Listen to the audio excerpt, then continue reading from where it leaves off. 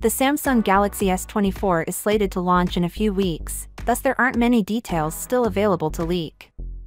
The most pressing question is how widespread Samsung's AI adoption will be, but a recent leak seems to address one fear while creating another for those who are determined to get the least expensive model.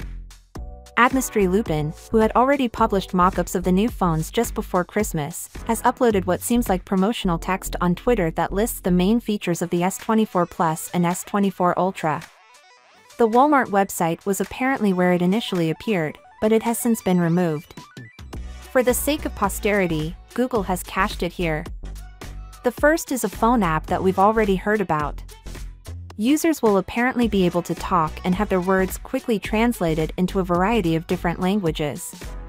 Even in low light, the text states, "Nightography sounds interesting. It seems to be a kind of AI-enhanced image processing for low-light images soon and from a distance."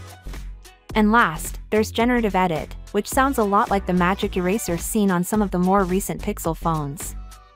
This feature allows you to adjust the placement of objects and fill in blank areas in photos, presumably to make them appear slightly more flawless even though they have been heavily photoshopped.